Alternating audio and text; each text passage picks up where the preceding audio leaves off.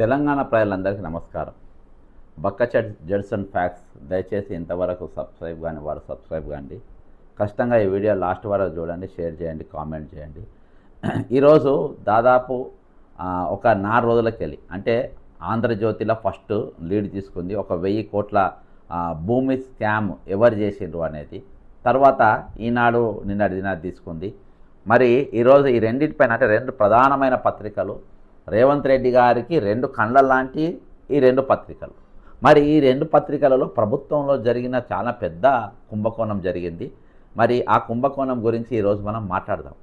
ఈరోజు పేదవాడు ఒక ఇల్లు కట్టుకుంటే కూలగొట్టేదాకా నిద్రపోని రేవంత్ రెడ్డి గారు మరి 1000 కోట్ల భూమి స్కామ్ జరుగుతూ ఉంటే ఎందుకు మౌనంగా ఉండు? అది ఆయన 2 కండ్ల లాంటి వారి 2 పత్రికలు రాసే వరకు కూడా ఎందుకు నోరు మెరుగుతలేరు? దీని గురించి మనం అసలు ఆ పేపర్లకి లీక్ ఇచ్చినటువంటి వ్యక్తి ఎవరు? ఈ కుంభకోణం గురించి ఆ పత్రికల వారు చెప్పిన వారెవరు? దీని గురించి మనం కొంచెం విశ్లేషణ చేద్దాం. ఈరోజు ఆ భూపకాసారు ఎవరు? ఈ భూకంపన మన ఏది అంటే తెర వెనుక ఉన్న మన చక్రం తిప్పింది రేవంత్ రెడ్డి. ఎందుకంటే రేవంత్ రెడ్డికి అత్యంత సన్నిహితుడైన వ్యక్తి ఈ భూకంపకనం చేసిందని చెప్తా ఉంటారు. మరి వివరాలు అయితే శంషాబాద్ మండలం పెద్ద షాపూర్ గ్రామంలో 180 ఎకరాల విలువైన ప్రభుత్వ భూమిని ప్రైవేట్ వ్యక్తులకు కట్టబెట్టిన వ్యవహారం రాష్ట్ర వ్యాప్తంగా తీవ్ర సంచలనం రేపుతోంది. దాదాపు 1000 కోట్ల విలువైన ఈ భూమి కుంభకోణం వెనక మరి ముఖ్యమంత్రి రేవంత్ రెడ్డికి సంబంధించిన అత్యంత సన్నిహితుడు ఉన్నాడు అని అంటున్నారు.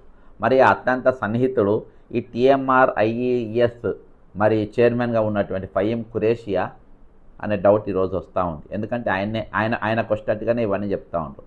మరి ఆయన పేరు ఏమైనా కాదు, మరి TMRIES వైస్ చైర్మన్గా ఉన్నటువంటి మహమ్మద్ ఫయీముద్దీన్ ఖురేషి ఉన్నారంటూ రాజకీయ వర్గాల చర్చ జరుగుతుంది. ప్రభుత్వంలో ఎలాంటి రెవెన్యూ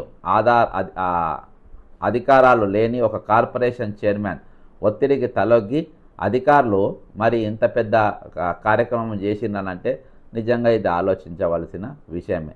ఈరోజు ఎందుకు ఈ విషయం చెప్తున్నానంటే ఈరోజు మరి పేదలకు ఒక భూమి తీసుకున్న, పేదలు ఒక ఇల్లు కట్టుకోవాలనుకున్న ఈరోజు కూలగొట్టేటువంటి వ్యక్తులు మరి ఇంత పెద్ద భూకుంభకోణం జరుగుతున్న ఎందుకు మౌనంగా ఉంటున్నారు? ముఖ్యమంత్రి తెర వెనుక ఉన్నాడని తెలిసి ముఖ్యమంత్రి మనిషి తెర వెనుక ఉన్నానని ఎందుకు కాముకుంటున్నారు అని అంటే ఇక ఈరోజు ఇంకా వివరాలు మనం ముందుకు వెళ్తే మరి తెర వెనుక చక్రం తిప్పింది ఆయనేనా? హైకోర్టులో స్వయంగా ప్రభుత్వమే అది ప్రభుత్వ భూమి అని అఫిడవిట్ దాఖలు చేసినప్పటికీ కేవలం 4 రోజుల్లోనే ఒక మండల స్థాయి అధికారి అంటే MRO అంత సాహసం చేసి ప్రైవేటు వ్యక్తులకు మిటియేషన్ చేశారంటే దీని వెనుక ముఖ్యమంత్రి రేవంత్ రెడ్డి ఆశీస్సులు లేవా అనే అనుమానం, పెద్దల హస్తం ఉందా అనే కోణంలో తీవ్ర అనుమానాలు వ్యక్తం అవుతున్నాయి. ఈ భూదందాపై ముఖ్యమంత్రి కానీ రెవెన్యూ శాఖ మంత్రి పొంగిలేటి శ్రీనివాసరెడ్డి కానీ ఎందుకు అన్ని మూసుకొని కూర్చున్నారు? ఈ మౌనం వెనుక ఉన్న అసలు రహస్యం ఎంత? రాజకీయ శ్రేణులు ఈరోజు అన్ని పార్టీలు కూడా ఇదే మాట్లాడుతున్నారు కానీ ఎవరు బయటకు వస్తలేరు. సదరు మైనార్టీ కార్పొరేషన్ ఫయీం ఖురేషి నివాసం ప్రస్తుతం రాష్ట్రంలో ఐఏఎస్ అధికారుల ప్రమోషన్లకు స్వయంగా ఈరోజు లూక్రాటివ్ పోస్టింగ్లు బదిలీలకు కేర్ ఆఫ్ అడ్రస్గా మారిందనే విమర్శలు వస్తున్నాయి. బదిలీల కోసం అధికారులు అక్కడ క్యూ కడుతున్నారని, ఆ రాజకీయ రక్షణతోనే ఈ భారీ కుంభకోణానికి తెరలేపారనే ప్రచారం జరుగుతుంది. ఏ అర్హత లేని వ్యక్తులు ఇలాంటి కీలకమైన ప్రభుత్వ భూములపై పెత్తనం చెలాయిస్తుంటే కాంగ్రెస్ పెద్దలు ఎందుకు చూస్తూ కూర్చున్నారనే ఆరోపణలు వెలువెడుతున్నాయి. ఓకే, 1000 కోట్ల విలువైన ప్రభుత్వ ఆస్తిని ప్రైవేట్ వ్యక్తుల MROకు రక్షణ కల్పించారా? 1000 కోట్ల విలువైన ప్రభుత్వ ఆస్తిని ప్రైవేట్ వ్యక్తులకు రాసిచ్చిన MROను సురక్షితంగా సస్పెండ్ చేయకుండా కేవలం కలెక్టరేట్కు బదిలీ చేసి కాపాడుతున్నది ప్రభుత్వ పెద్దలేనా అని ప్రశ్న తలెత్తుంది. మొన్నెవరో MRO సుచరిత అనేట ఆమె 10 లక్షలు 20 లక్షలు తీసుకుంటే ఆమెను ఇమీడియట్గా సస్పెండ్ చేశారు. మరి 1000 కోట్ల రూపాయల భూమి, విలువైన భూమిని ఈరోజు దారాదత్తం చేసినని ఎందుకు డిస్మిస్ చేయలేదు, ఎందుకు సస్పెండ్ చేయలేదు అదంటే ఈరోజు అందులో వీళ్ళ హస్తం ఉంది కాబట్టి మాట్లాడతలేరు.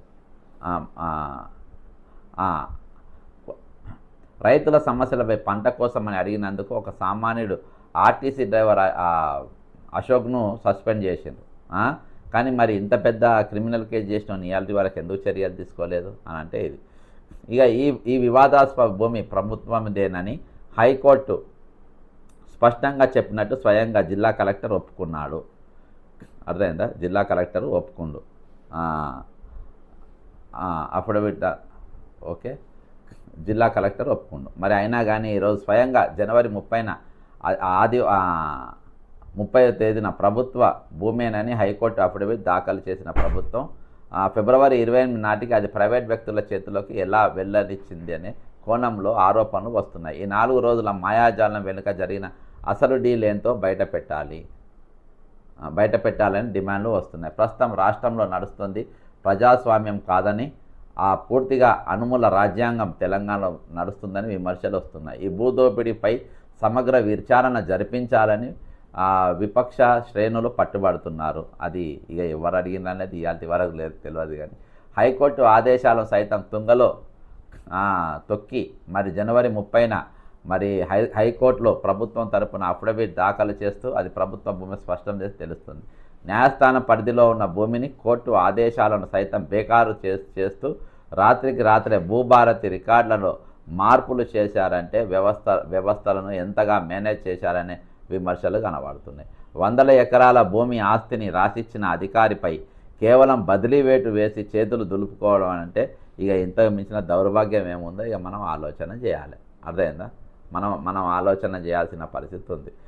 ఈరోజు ప్రభుత్వ పెద్దలు నిజంగా మరి 4 రోజుల మాయాజాలంలో స్వయంగా రెవెన్యూ యంత్రాంగమే ఆ భూమిని మొన్నొకరు ఇంటిపైన దాడి జరిగింది, వంశీమోహన్ అనేటువంటి పైన. మీరు ప్రభుత్వాలు మారిన తర్వాత మీ కథలు మామూలుగా ఉన్నాయి. మీ దగ్గర ఎన్నెన్ని పైసలు ఉన్నాయి, ఎంత సంపాదించాలని చాలామంది రెవెన్యూ కథలు అన్నీ అందరి దగ్గర ఈరోజు జనానికి తెలిసిపోయింది. కానీ ఫ్యూచర్లో మీ కథ ఉంటుంది.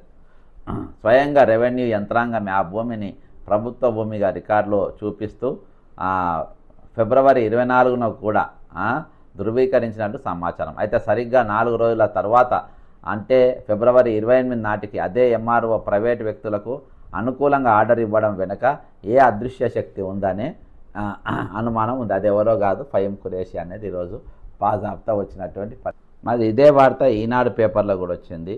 శంషాబాద్ మండలంలో పెద్దషాపూర్ గ్రామంలో 173 నుండి 183 సర్వే నెంబర్ల మధ్య సుమారు 1000 కోట్ల విలువైన 170 ఎకరాల భూమిని అన్యాక్రాంతం చేశారనేది ఈరోజు నిన్న పత్రికలో వచ్చింది. దీని మీద హరీష్ రావు కూడా మాట్లాడడం జరిగింది. మరి 170 ఎకరాల భూమి ఉన్నప్పుడు సిట్టు విచారణ చేయాలన్నప్పుడు ఈరోజు దీనిపైన ఒక ఫిర్యాదు చేస్తే బాగుంటుందని నా ఇది. ఈ భూమి పరదీనం కాకుండా కాపాడాలని ప్రొహిబిటెడ్ లిస్ట్ 22A చేర్చాలని ఆర్డీఓ తహసీల్దార్ను ఆదేశించారు. ఇదే విషయాన్ని 2026 జనవరి 30న హైకోర్టుకు ఇచ్చిన అఫిడవిట్లో పొందుపరిచారు. ఫిబ్రవరి 24న సర్కారు భూమి అని తహసీల్దార్ తేల్చారు కూడా. మరి కానీ 4 రోజుల తర్వాత ఫిబ్రవరి 28న ఈ భూమి ప్రైవేట్ వ్యక్తులకు చెందుతుందని ఆధారాలు ఇచ్చారు. కాబట్టి ఇది ఎంఆర్ఓ కలెక్టర్లు మరి వీళ్ళందరూ కూడా ఈరోజు ఎవరెవరు ఉన్నారో అందరినీ ఫస్ట్ సస్పెండ్ చేసి పడేసేయాలి. ఈరోజు వీళ్ళందరినీ కూడా ఈరోజు ఫస్ట్ సస్పెండ్ చేయాలి, కలెక్టర్ను వీళ్ళందరినీ. అంతేకాకుండా ఈరోజు వీళ్ళ పాల్గొన్న రాజకీయ నాయకులను వెంటనే జైల్లో అరెస్ట్ చేయాలి.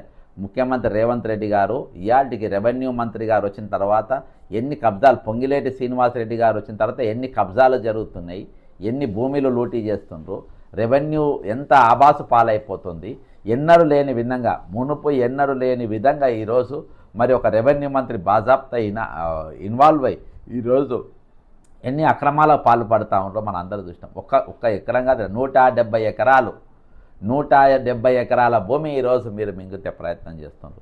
మరి పాపం ఉద్యోగులు భాగ్యనగర్ హౌసింగ్ సొసైటీ అని వాళ్ళు డబ్బులు కట్టి వాళ్ళు దాదాపు గోపన్నపల్లిలో 200 రోజులుగా వాళ్ళు దీక్షలు చేస్తూ ఉంటే వాళ్ళ భూమి వాళ్ళకి ఇవ్వకుండా వాళ్ళు కట్టుకుని 2 లక్షలు 20 ఏళ్ళు అయిపోయింది కట్టి, 20 ఏళ్ళు అయింది. ఇవాళ వాళ్ళ భూమి అని మీకు మనసొప్తలేదు. ఈరోజు పేదల భూములు ఏ విధంగా గుంజుకోవాలని ఈరోజు త్రిబుల్ రోడ్డు పైన మన రేడియల్ రోడ్ అని మీరు శంషాబాద్కి వెళ్ళి రాజేంద్ర నగర్ శంషాబాద్కి వెళ్ళి మీరు అక్కడ దాకేసుకుంటారు.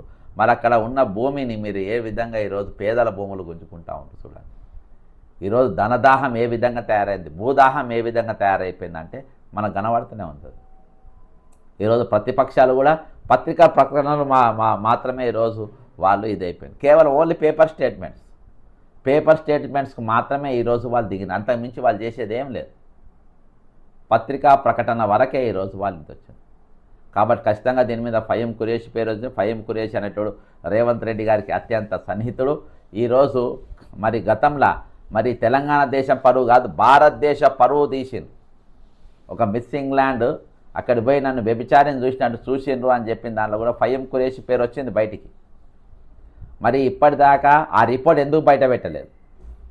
రేవంత్ రెడ్డి గారి వెనుక స్వయంగా ఆ కాంపిటీషన్స్కి ఆయన ఎంబడి ఆయన తోడి నడుచుకుంటూ పోయిండు.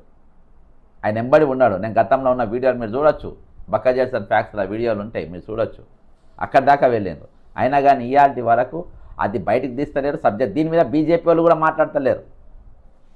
ఫహీం ఖురేషి అనేట ఆయన పేరు అందులో వచ్చింది. రేవంత్ రెడ్డి గారికి అత్యంత సన్నిహితుడు, దేశం కోసం ధర్మం కోసం మాట్లాడేటోళ్ళు. ఈరోజు భరతమాత ముద్దు పిట్టలమంటారు, జై భారత్ మాతకి జై అనిపిస్తారు అవన్నీ కానీ ఇప్పుడు ఈరోజు వాళ్ళ బిడ్డలపైన ఈరోజు అన్యాయం జరుగుతూ ఉంటే, ఆ దేశ పరువు పోతూ ఉంటే ఈరోజు వాళ్ళు మాట్లాడారు. కాబట్టి ఇదంతా సిండికేట్. ఏది ఏమైనప్పటికీ ఇప్పటికైనా ప్రధాన ప్రతిపక్షం మరి దీనిపైన మరి సిట్టుకు మీరు ఫిర్యాదు చేస్తారా, ఏసీబీకి చేస్తారా, సిబిఐకి చేస్తారా అనేది చూడాలి. ఖచ్చితంగా దీనిపైన మేము ప్రశ్నిస్తాం, మా గళాలు వినిపిస్తాం, మా పోరాటం కొనసాగుతుంది. తెలంగాణలో కంచె చేను మేస్తుందనడానికి ఇదొక ఉదాహరణ. జై తెలంగాణ, అమరవీరులకు జోహార్లు.